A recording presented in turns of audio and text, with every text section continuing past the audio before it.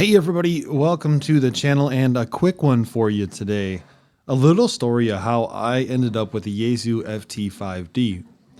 Now I don't want you to think that I'm not a Yaesu fan. I really thoroughly enjoy Yaesu. It's just I had no intention to get the Yaesu FT5D. And then in October it happened. One of my old coworkers came up to me and said, I want to get my ham radio license. Will you take me to ham radio outlet and help me pick out a radio?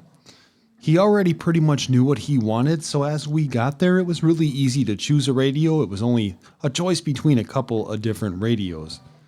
And you might be wondering, well, why are you talking about him when you're trying to talk about why you have a Yaesu FT5D?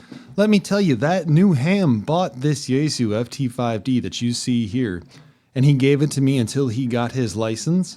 And I thought to myself, I'll do a really nice gesture for him, and I'll program this radio.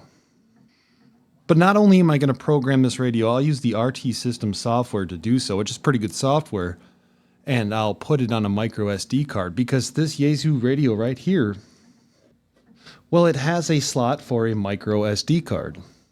Some of you might already know where this is going.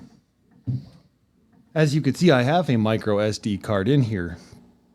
However, and I believe that this is one of Yaesu's biggest flaws with this radio, this micro SD card, when inserted, if not paying attention, can go internal to the radio, as you see it doing now. And if you don't catch it, it will go internal to the radio. It is, in my opinion, that there could have been a better design here, which would prevent the SD card from getting inserted into the internal portion of the radio, potentially shorting it out and damaging the radio. Now, that's not the case for me. However, I did end up having to disassemble the radio in order to remove the micro SD card. And when you disassemble a radio like the Yaesu FT5D, you do lose the potential for water protection capabilities that it does have. And when the ham or future ham who knew what he wanted purchased this radio, he purchased it specifically for water protection capabilities. So the fact that I had to disassemble the radio because of my mistake, well, let's actually take a step back.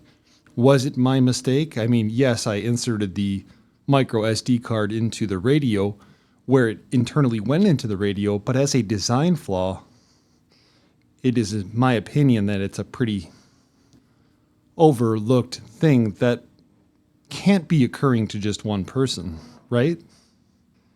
Anyway, I love the radio. Yaesu, in my opinion, makes pretty decent radios, but they've overlooked a couple of things here on the radio, the micro SD card being one of the major things. And my intention on this video is not to put down Yaesu as a company. Again, I thoroughly like Yaesu. But as a consumer, if you're looking to purchase something like the Yaesu FT5D, something like this might be a deal breaker for you. Anyway, I hope you have a good one. Nice quick video on the Yaesu 73. If it wasn't clear, I ended up buying him a new Yaesu FT5D. I took the old one, and that's how I got my hands on the Yaesu FT5D. More importantly, out of all this, did he pass his test? And the answer is yes. He went in for technician and he walked out with a general.